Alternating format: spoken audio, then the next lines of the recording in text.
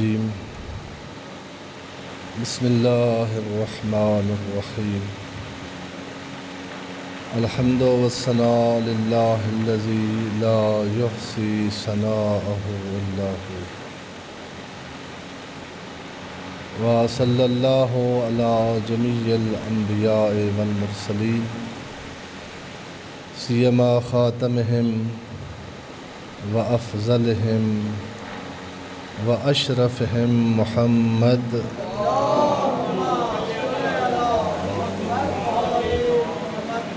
وعلى آله الأطيبين الأنجبين لا سيما بقية الله في العالمين والأرضين بهم نتولى ومن أعدائهم نتبرأ إلى الله. أوصيكم نفسي وعباد الله بتقوى الله. اتقوا اللہ فإن خیر الزاد التقوی. میں اپنی ذات اپنے نفس کو پہلے اور اس کے بعد آپ تمام مومنین کرام اور حاضرین اعظام کی خدمت میں تقوی الہی کو اپنی زندگی کا منشور بنانے کی نصیحت کرتا ہوں. تقوی الہی کے ساتھ اپنی زندگی کو گزارنے کی نصیحت کرتا ہوں. تقوی الہی جو اللہ کی محرمات سے دور رہنے اور واجبات کو ادا کرتے ہوئے زندگی گزارنے کا محفوظ راستہ ہے، اس کو جدیت کے ساتھ ہر سانس اور ہر قدم پر اپنانے کی تلقین کرتا ہوں. پچھلے خطبے میں عرض کیا تھا، بلکہ متعدد بار اس کا تکرار ہوا ہے کہ تقوی جیسے حفاظت ہے، اسی طرح تقوی ایک طاقت بھی ہے.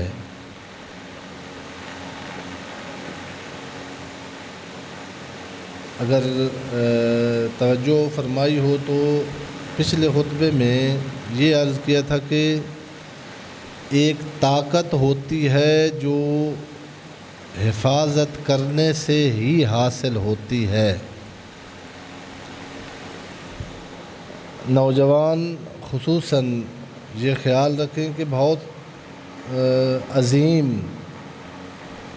اور اللہ کی بہت بڑی نعمت ہے جوانی. یہ جوانی، اسی جوانی میں جہاں تک انسان تاریخ میں جہاں بھی انسان جتنی بلندیوں پر پہنچے، انہی انسانی صلاحیتوں کے ساتھ پہنچا ہے. لیکن ان صلاحیتوں کے لیے خطر ہیں، ان صلاحیتوں کے لیے آفات ہیں. ہم بعض اوقات نہ جانتے ہوئے اپنی بہت ساری صلاحیتوں کو ضائع کر دیتے ہیں. جہالت کی وجہ سے متوجہ نہیں ہوتے کہ یہ کام میری کس صلاحیت کے لیے آفت ہے. آئے دن بدن لحظہ بلحظہ ہماری بہت ساری صلاحیتیں اور قوتیں ہیں جو ہم اپنے ہاتھ سے ان کو ضائع کر رہے ہوتے ہیں. وہ جو انسانیت کا ضیاع ہے، وہ جو اپنی قوتوں کی اتلاف ہے، اس کی جتنی انسان حفاظت کرے گا، اتنی انسان کے اندر انسانی پاور پیدا ہوگی. اس کا بہت آسان جو ترجمہ ہے جو فقہ کی کتابوں میں ہوا ہے وہ یہی ہے کہ آپ واجبات کو اس وقت ادا کر سکتے ہیں جب محرمات سے بچیں. یہ بہت سارے جوان جن کا دل چاہتا ہے کہ میں بھی نماز پڑھوں، میں بھی لذت عبادت لوں، میں بھی روزہ رکھوں، مجھے بھی مناجات کی لذت محسوس ہو، اور پریشان بھی ہیں جو واقعاً مومن جوان، پاک جوان ہیں، لیکن خود بتاتے ہیں کہ کیا کریں، جب نماز کا وقت ہوتا ہے تو سستی طاری ہو جاتی ہے، جب مناجات کی محفل میں جاتے ہیں تو جمائیاں شروع ہو جاتی ہیں۔ اس کا بہت پہلے بھی اشارہ کیا تھا کہ یہ جو مناجات ائمہ ہیں یہ بہت قیمتی سرمایہ ہے جو تشیع کے پاس ہے۔ دعائے ابو حمزہ سمالی جو رمضان کی سحری میں پڑھنی ہوتی ہے، اس کو رمضان کے علاوہ بھی کبھی کبھی اگر وقت ملے تو مفاتیح الجنان میں اس کو تلاوت کیا کرے۔ امام زین العابدین سید الساجدین علیہ الصلوۃ والسلام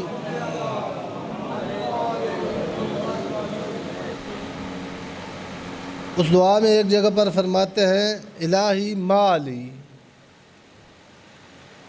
ہمیں کچھ تعلیم دے رہے ہیں، ہمیں ان پیراگراف میں امام بتا رہے ہیں کہ تمہیں کیا آفت لاحق ہوئی ہے جس کے نتیجے میں تمہاری یہ حالت ہوئی ہے۔ وہ جملے اس طرح کہ الہی مالی،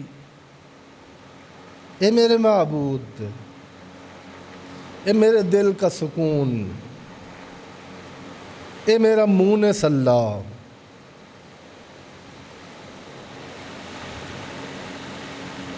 اے میرا تنہائیوں میں مجھے تنہا نہ چھوڑنے والا اللہ، مجھے کیا ہو گیا ہے؟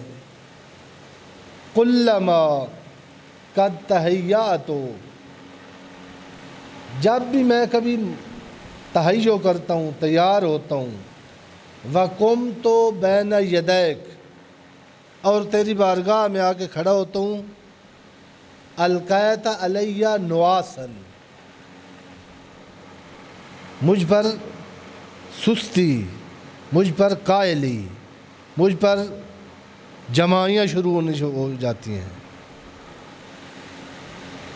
اور جب میں تیری بارگاہ میں مناجات کرتا ہوں تو ایسے لگتا ہے کہ تو نے سلب کر لیا ہے مجھ سے لذت مناجات۔ آگے امام ایسی بہت ساری چیزیں بتائی ہیں کہ تیری عبادت کے لیے کھڑا ہوتا ہوں، سستی طاری ہو جاتی ہے، تو اسے مناجات کرنا چاہتا ہوں، ایسے لگتا ہے کہ تو مجھے دھتکار رہا ہے۔ وجہ کیا ہے؟ لعلک من بابک تردنی وعن خدمتک نہیتنی، میرا کریم اللہ کہیں ایسے تو نہیں ہے کہ تو نے میری جفاؤں سے اور میری گناہوں سے اور میری تیرے خلاف جرت سے انتقام میں آ کر مجھ سے اپنی لذت عبادت سلب کر لی ہے، مجھے اپنے دروازے سے دھتکار دیا ہے، جیسے تو کہہ رہا ہو کہ اب میں تیری آواز نہیں سننا چاہتا۔ عرض کیا تھا کہ پورے عالم میں جمادات، نباتات سے دیکھ کر حیوانات تک ہر پودے کا ایک حفاظت کا سسٹم ہے، جب تک وہ حفاظت نہ ہو اس وقت پودے میں وہ نکھار نہیں آتا۔ ایک پھلدار درخت ہے، ایک خوشبودار پھول کا درخت ہے، پودا ہے، اس کے لیے بہت سارے خطرات ہوتے ہیں۔ پھولدار پودے کا جو نتیجہ ہے وہ یہ ہے کہ بہار آ جائے چمن میں، خوشبو ہی خوشبو ہو، لیکن آپ نے دیکھا ہوگا جو آپ نے اپنے گھروں میں جنہوں نے پھول کے، بہت ساری بیماریاں ہوتی ہیں ان پودوں کی، جب وہ بیماری لگ جائے، اس کی جڑوں میں وہ کوئی کیڑا لگ جائے، پھر وہ جس نے خوشبو دینی ہوتی تھی وہی گند بن جاتا ہے، وہی اس کو اٹھا کے باہر پھینکنا پڑتا ہے۔ اسی طرح انسان بہت عظیم، سورہ بقرہ کے شروع میں ہی اس کو جو اس کے منصب کا، اور میں نے بارہا عرض کیا کہ وہ صرف حضرت آدم کا قصہ نہیں ہے، آدمیت کا قصہ ہے۔ انی جاعل فی الارض خلیفہ، اے میرے فرشتوں، میں جو ہر جگہ پر ہوں اور ہر مقام پر ہوں، میں اس مٹی کے بنے ہوئے آدم کو اپنی پوری زمین میں اپنا خلیفہ بنا رہا ہوں۔ خلیفہ، آپ کو پتہ ہے خلیفہ وہ کام کرتا ہے جو مستخلف عنہ وہ کرتا ہے، اور اس کی مثالیں شیعہ کے پاس ہیں، دوسرے برادران کے پاس نہ ہوں۔ اللہ کہنا یہ چاہتا ہے کہ میں ایک ایسی مخلوق بنانے والا ہوں مٹی سے جو جنگ کرے گا یہ، لیکن وہ میری جنگ ہوگی۔ ما رمیتا اذ رمیتا ولکن اللہ رما، میری شجاعت کا منظر ہوگا، میری سخاوت کا تجلی ہوگی۔ یہ نہیں، دوسری جگہ پر اس کو اور سمجھایا گیا حدیث قدسی میں کہ بندہ اللہ کی اطاعت کرتے کرتے کرتے قرب نوافل سے، یہ حدیث مشہور ہے کہ لا یزال یتقرب العبد، مسلسل اطاعت کرتے کرتے بندہ قرب کی اس منزل پہ پہنچ جاتا ہے کہ کنت یدہ یبطش بہا، کہ میں اس بندے کا ہاتھ بن جاتا ہوں۔ یہ حدیث قدسی ہے، ہوتا بندہ ہے میرا بندہ، لیکن اس کا ہاتھ نہیں اٹھتا مگر اس وقت جب میں اس بندے کی آنکھ بن جاتا ہوں۔ آیت اللہ مصباح یزدی نے اس کو سمجھانے کے لیے مثال دی تھی۔ مجھے بہت یہ حدیث سمجھنے کے لیے ہوتا ہے نا، استاد کہتے اسی کو ہیں، ان کا آپ نے دیکھا ہوگا، یہ پنجاب والے بہت بابوں کا سسٹم اسی لیے چلا ہوا ہے۔ جن جس بندے کو ہوا دیکھا ہے، جن زدہ، وہ اس وقت بندہ مارتا اس کو ہے، لیکن وہ مار پڑتی کس کو ہے؟ جس نے اس کے بدن میں سرایت کی ہوئی ہے۔ زبان اس کی حال نہیں ہوتی ہے، لیکن بول کون رہا ہوتا ہے؟ پریشان ہو گئے، جن زدہ بندہ دیکھا ہے۔ یہ جن فراڈ ہوتا ہے اکثر، یہ اکثر ایسے نہیں ہوتا جیسے جب گھر میں رکھے ہوئے بچوں پر آپ نے ان کو اہل بیت کی تعلیمات کے اندر نہیں نہ رکھا ہوا، پھر ان کو جن ہونے شروع ہو جاتے ہیں۔ ایک سرگودا کے ذاکر تھے مرحوم ناصر شاہ صاحب، وہ ذاکر بھی تھے، اچھے بندے تھے۔ وہ آئے ایک جگہ پر مجلس پڑھنے کے لیے، تو انہوں نے کہا کہ شاہ جی بڑی پریشانی ہے، ہماری جوان لڑکی ہے اور اس کو جن ہونا شروع ہو گیا ہے، اور ہونا بھی شروع وہاں سے ہوا ہے کہ یہ کہتی تھی کہ میں نے شادی ادھر کرنی ہے، تو ہم کہہ رہے ہیں کہ ادھر آپ کی نہیں ہے۔ تو اس بات جب بھی کوئی بات چھڑتی ہے نا کہیں رشتہ کرنے کی، تو اس کو جن ہو جاتا ہے، بڑا تنگ کر رہا ہے۔ تو عام ذاکر تھے وہ، اس کے بچی کے بال بڑے، اس نے حفاظت کے ساتھ سنہری بال تھے اس کے، اور بڑے، وہ لڑکی کو جن ہوا تھا، اور شاہ صاحب نے کہا کینچی لے آؤ، کینچی، جن اس کا نکالنا ہے۔ وہ بھی سن رہی تھی۔ انہوں نے کہا شاہ جی کینچی کو کیا کرو گے؟ اس نے کہا اس کا گنج کرنا ہے بال۔ وہ جو ہی انہوں نے کینچی ادھر بڑھائی نا، تو جن ختم ہو گیا۔ یہ فراڈ ہوتا ہے اس طرف سے، یہ اکثر جن نہیں ہوتا، اور ہم سمجھتے ہیں کہ جن وہ کوئی اور مسئلہ ہوتا ہے۔ اپنے بچوں پر توجہ رکھیں، بچے پیدا کر لینا کوئی کمال نہیں، اپنے بیٹی اور بیٹے کو انسان بنانا یہ کمال ہے۔ بارہا میں نے جملہ عرض کیا کہ بہت غریب ہے وہ شخص جس کے پاس دنیا کی ہر دولت ہے، دنیا کی ہر سہولت ہے، لیکن اس کی بیٹی یا بیٹا بگڑ گیا ہے، پورے خاندان کا بلکہ پورے قوم کا سر نگوں کرا سکتی ہے ایک غیر تربیت شدہ بچی۔ میڈیا سے آگاہ ہے نا، نام رکھتے ہیں پاک ناموں پر، بتاتے ہیں ہم شیعہ ہیں، پھر چھوڑ دو کسے جب اس نام کا کسی نے لحاظ نہیں کیا تو دنیا کے لیے تماشا بنا ہوا ہے ہر روز کے نام مقدس، اور بات ایسی جس کا کوئی غیرت مند تذکرہ ہی نہیں کر سکتا۔ اور بہت امیر ہے وہ شخص جس کے پاس بے شک زندگی کی زیادہ فراوان سہولیات نہ ہوں، لیکن ایک بیٹی ہو جو کنیز زہرا ہو۔ اسلام میں تو یہ مثال اللہ نے اپنے پیغمبر کو اس وقت کی جو اچھی سواریاں تھیں، پیغمبر سے لوگوں کے پاس اچھی سواریاں تھیں، اچھے گھر تھے، اچھے لباس تھے، لیکن آپ نے حبیب کو کیا دیا اللہ نے جو کائنات میں سب سے پیارا تھا؟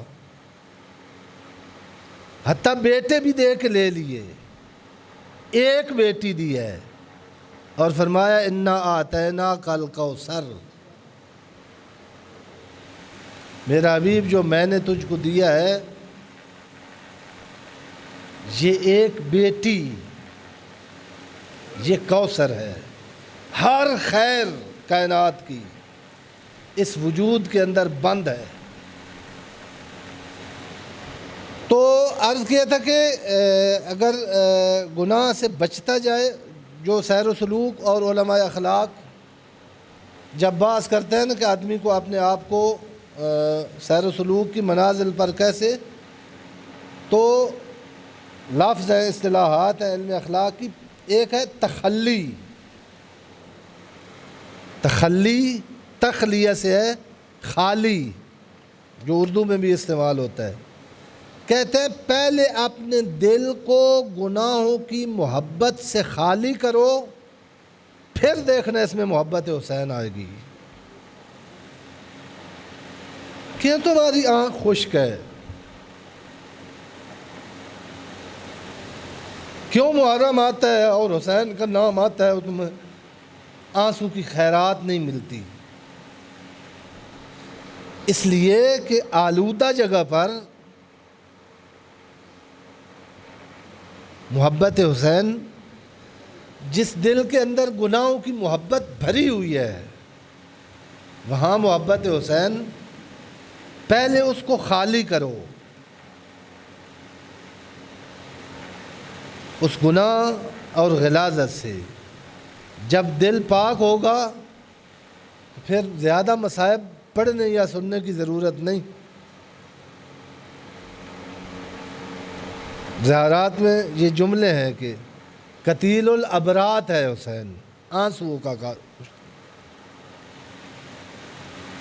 معجزہ ہے حسین کا، جو آنکھ کہیں بھی تار نہیں ہوتی وہ یہ نام آنے سے تار ہو جاتی ہے۔ اور ہم سے پوچھتے ہیں کہ عزاداری کی تاریخ کیا؟ یہ ہماری کتب میں ہے اور بعض اہل سنت نے بھی نقل کیا ہے کہ جب آدم کی تخلیق ہو رہی تھی، آدم کے سامنے کچھ انوار تھے 5، یہ ہماری کتابوں میں فراوان ہے۔ خود حضرت آدم نے کہا کہ میں ان انوار کو دیکھتے آتا ہوں، جب 5ویں نور پہ میری نگاہ پڑتی ہے تو میرا دل رونے کو چاہتا ہے، میرا دل ایسے چاہتا ہے میں گڑ گڑاؤں، میں آہ و بکا کروں۔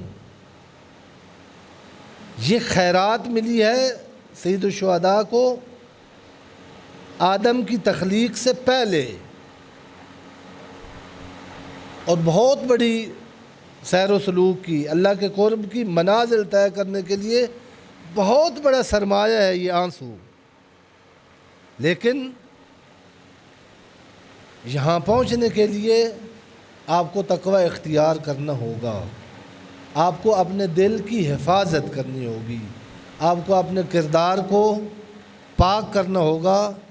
جب دل پاک ہوگا اس میں خدا کی بھی محبت آئے گی اور حسین ابن علی کی بھی محبت آئے گی. اور عرض کیا تھا پھر یہ ایک پاور ہے، جب حسین دل میں آ جائے گا پھر گناہوں سے نفرت ہونی شروع ہو جائے گی. جب گناہوں کی نفرت کیسے ہوگی؟ ایک خوف آ جائے گا، گناہ کا خوف آپ کے دل میں. اور علماء سیر و سلوک نے فرمایا کہ خوف کے بعد جو منزل آتی ہے اس منزل کا نام فنا فی اللہ ہے. پھر یہ آدمی ایسے ہو جاتا ہے کہ اس کا اختیار نہیں ہوتا، پھر اس کی آنکھ دیکھتی ہے اللہ کے حکم سے، اس کا ہاتھ اٹھتا ہے اللہ کے حکم سے، اس کی زبان چلتی ہے. یہ حدیث، یہ میں خطابت نہیں کر رہا یا کوئی پہیلیاں نہیں بجھوا رہا. دوسری جگہ پر دوسری حدیث ہے کہ من اخلص للہ 40 صباح، جس نے 40 صبح صرف اللہ کے لیے مخلصانہ کی، یعنی 40 نماز تہجد صرف اللہ کے لیے پڑھی، یجری اللہ ینابیہ الحکمت من قلبہ الی لسانہ، پھر اللہ حکمت کے چشمے اس کے دل سے اس کی زبان پر جاری کر دے گا. پھر یہ بولے گا. ایسے انسان گزرے ہیں معصومین کے علاوہ، ایک جملے سے لوگوں کی زندگی بدل جاتی تھی. زیادہ عشرے نہیں پڑھتے تھے، لمبی مجلس سے نہیں. میں نے بارہا نام لیا، سرگودا کے علاقے کے پیر فضل شاہ صاحب مشہور تھے. ان کی وصیت ہے کہ میری قبر پختہ نہیں کرنی، کچی ہو. ان کو خود کو پتہ تھا کہ اگر میری مزار بنائی گئی تو یہاں لوگ، جیسے پیغمبر نے نہیں فرمایا کہ اے علی اگر مجھے یہ خوف نہ ہوتا کہ لوگ وہ